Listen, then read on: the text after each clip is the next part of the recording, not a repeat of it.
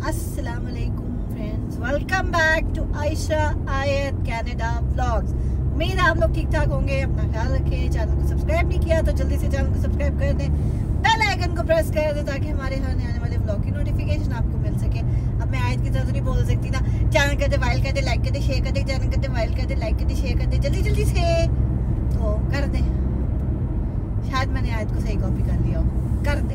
Okay so चलो जी, चलें जी friends, पिछले 2-3 दिनों से मैं मूविंग के आपको व्लॉग्स दिखाई थी और आप लोग बड़े ही पसंद कर रहे हैं। सो मैंने कहा आज हम बात करें कुछ मूविंग टिप्स के बारे में, कुछ मूविंग के बारे में, और कुछ बताएं आपको कि कनाडा में मूविंग एक्चुअली कैसे की जाती है। ठीक है, सो कनाडा में जो मूविंग होती है ना घरों की, ऑब्वियसली लोग न्यू लोग आते हैं, एक घर से दूसरे घर, एक शहर से दूसरे शहर, एक सिटी से दूसरी सिटी, एक प्रोविंस से दूसरे प्रोविंस, लोग मूव करते ही रहते हैं। फिर पहले लोग आते हैं ऑब्वियसली, कभी बेसमेंट्स में रहते हैं, फिर कुछ अरसे बाद बेसमेंट्स से अपार्टमेंट में मूव हो जाते हैं या अपने घर ले लेते हैं। तो मूविंग तो चलती रहती है। और फिर यहाँ पे मैंने देखा है लोगों को, एक घर लेंगे 2 साल बाद जो है ना, फिर उससे बड़ा घर लेंगे, फिर उससे बड़ा घर लेंगे, फिर उससे बड़ा घर लेंगे, बस घर ही लेते रहते हैं।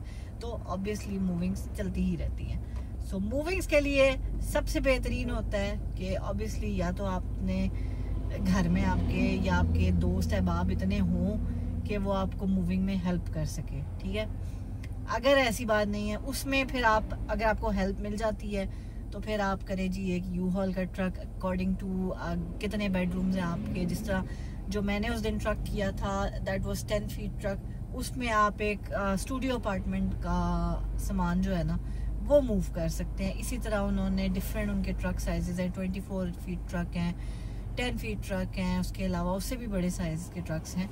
So depending on your requirement कि आप 2 बेडरूम घर मूव कर रहे हैं, 1 बेडरूम घर मूव कर रहे हैं, स्टूडियो अपार्टमेंट मूव कर रहे हैं, या क्या चीज़ मूव कर रहे हैं, या कोई एक सामान, जैसे मैंने एक कैबिनेट मूव की थी। सो डिपेंड करता है आप क्या चीज़ मूव कर रहे हैं। सो उसके अकॉर्डिंगली जो है ना आपने अपना ट्रक रेंट आउट करना है। जाहिर है जितना बड़ा ट्रक होगा उतनी उसकी प्राइस बढ़ती जाएगी। ठीक है, जो ट्रक मैंने लिया था वो $19.95 का था। मैंने कहा साथ साथ जरा हम आपको ब्यूटीफुल से नज़ारे भी दिखाएं और ये ट्रक भी दिखाएं। ये अगला ट्रक जो जा रहा है ना, ये कंस्ट्रक्शन और सफाइयाँ और मतलब रोड की मेंटेनेंस का ट्रक है। सो आप देख लें, बेलचे ते पता नहीं झाड़ू ते की प्याज ब्रश ते पता नहीं क्या क्या पड़ा हुआ है उसके ऊपर।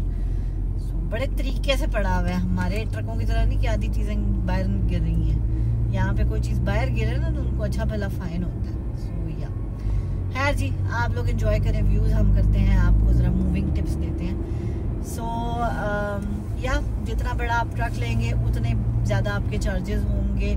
जो ट्रक मैंने लिया था उसको अगर आप विद इन सिटी यूज़ करते हैं, मतलब फ़र्ज़ करें आप ब्रैम्पटन से पिक कर रहे हैं, ब्रैम्पटन की किसी भी U-Haul की लोकेशन से आपने पिक किया, तो ब्रैम्पटन की किसी भी U-Haul की लोकेशन पे आपने ड्रॉप किया तो आपको पड़ेगा $19.95 का। ठीक है, 19.95 सेंट्स। लेकिन ये ट्रक की रेंटल कॉस्ट है, प्लस आपको जितने माइल्स आपके लगेंगे, अगर आप 20, 25, 30 माइल जो भी आप यूज़ करते हैं ट्रक, वो उस हिसाब से आपका मेरे ख्याल $1.19 है, डिपेंडिंग। वही मैंने कहा ना, ये मैं 10 फीट ट्रक की बात कर रही हूँ। $1.19 plus tax obviously. 600 meters, turn right onto Britannia Road. तो प्लस टैक्स आपको ये चार्जेस पड़ेंगे। तो खैर वो फिर आपने देखना है, और उसके साथ एक इनकी इन्वायरमेंटल फीस होती है, फिर प्लस टैक्सेस होते हैं। ओवरऑल आपके जो भी चार्जेस बने उस पर प्लस टैक्स होते हैं। सो ये सारी चीज़ है। और क्या कहते हैं, सो ये आपके ट्रक के चार्जेस हो गए। लेकिन right इसमें ये कि आपने मूविंग खुद ही करनी है, अपना पैकिंग खुद ही करनी है, अनपैकिंग जाके खुद ही करनी है, इवन सामान उठा के गाड़ी में भी रखना है ना, तो वो भी आपने सारा खुद ही करना है। कोई किसी ने आपको हेल्प आउट नहीं करनी।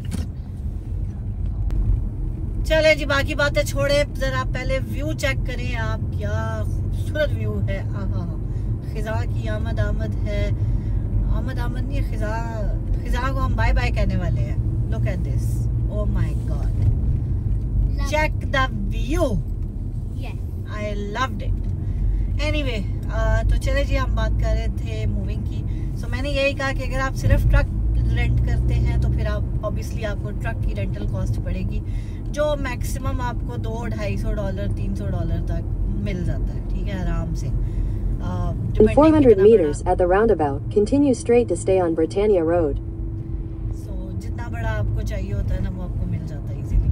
खैर, लेकिन अगर आपके पास हेल्प नहीं है, लाइक मेरे जैसा इंसान, ऑब्वियसली मैं सामान उठा के ट्रक में नहीं रख सकती, मैं उसको मूव नहीं कर सकती, नीचे से अपार्टमेंट में लेके जाना, लाइक बहुत सारे खिचल होते हैं, तो वो मैं नहीं कर सकती हूँ. ठीक है, अकेला बंदा, आपको पता ही है कि इंसान नहीं कर सकता ये चीज़ें. सो उसके लिए होते हैं जी मूवर्स. ठीक है, सो आपको मिलते हैं मूवर्स. अब मूवर्स के बहुत सारी डिफरेंट कॉस्ट हैं, डिपेंडिंग आप एक सिटी में ही मूव कर रहे हैं, जैसे मैंने किया था, एक शहर में ही किया था मूव, और अगर आप 2 शहरों में जा रहे हैं, मीन्स कि आप किसी एक शहर से दूसरे शहर में जा रहे हैं, तो ऑब्वियसली फिर उनको ट्रैवलिंग की कॉस्ट भी, फिर वो फ्यूल भी पड़ेगा उनको, सारा कुछ, तो वो उस हिसाब से आपको चार्जेस देंगे. मोस्टली जो बेस्ट होता है ना, वो ये होता है कि आप पर आवर उनसे रेट लेने के बजाय ना, क्योंकि पर आवर रेट में एक तो फ्लैट रेट उनका होता है, जो उनका ट्रक की कॉस्ट होती है, रेंटल कॉस्ट, वो तो उन्होंने लेनी ही लेनी है आपसे. वो तकरीबन $100-150 बनता है. ठीक है, प्लस उसमें 2 मूवर्स आपको मिल जाते हैं. अगर एक्स्ट्रा बंदा चाहिए तो उसकी ऑब्वियसली $30-35 एक्स्ट्रा होंगे. लेकिन अगर आप क्या कहते हैं, और फिर पर आवर रेट उनका डिफर करता है कि कितने आवर्स के लिए आपको चाहिए, तो वो उस हिसाब से वो मल्टीप्लाई होगा. मतलब अगर 150 है तो 150/4 आवर्स, मिनिमम 4 आवर्स तो चाहिए ही चाहिए. ठीक है, क्योंकि उससे कम पे वो आपको मिलते ही नहीं है. उतना आपको पे करना पड़ता है, चाहे आपका काम 1.5 घंटे में हो जाए, लेकिन उन्होंने आपसे 4 घंटे के चार्जेस करने ही करने. सो अगर तो आपका काम आपको लगता है जी कि 1.5-2 घंटे में हो जाएगा, तो फिर टेक पर आवर. ठीक है, आई वुड सजेस्ट. लेकिन अगर आप लोगों को लगता है कि जी आपकी मूविंग में आपको पर आवर के बजाय आपको मतलब ज़्यादा टाइम लग जाएगा, जैसे मेरा सामान था, मेरे सामान में उनको फिर ज़रूरत थी, बंदे भी ज़्यादा चाहिए थे, उसके अलावा मतलब, और एक साइड पे आपका बेसमेंट थी, दूसरी साइड पे अपार्टमेंट बिल्डिंग थी. सो अपार्टमेंट बिल्डिंग्स का क्या होता है कि आपको बुक करनी पड़ती है, एलिवेटर भी बुक करनी पड़ती है. ठीक है, तो वो एलिवेटर बुक करने के लिए उनकी एक टाइमिंग होती है. जब आप उस टाइम पे नहीं पहुंच पाते हो तो वो फिर आपकी टाइमिंग मिस हो जाती है, फिर आपको एलिवेटर नहीं मिलती है, मतलब बहुत सारे वो प्रॉब्लम्स आते हैं. सो वो सारी चीज़ें, मतलब 2 घंटे की आपको एलिवेटर चाहिए, 2 घंटे आपको जहाँ से आप सामान उठा रहे हैं वहाँ से चाहिए. सो 4 घंटे तो कहीं नहीं गए. ठीक है, सो इसलिए मैंने जो उनके साथ किया था ना, मैंने फ्लैट रेट किया था. फ्लैट रेट क्या था कि उन्होंने मुझे कहा था जी आप $850 दें, और वो $850 में, ये आज मैं आपको अपनी मूविंग कॉस्ट बता रही हूँ, जो मैंने मूविंग कॉस्ट पे की थी जब मैं जुलाई में मूव हुई थी from basement to an apartment in Canada.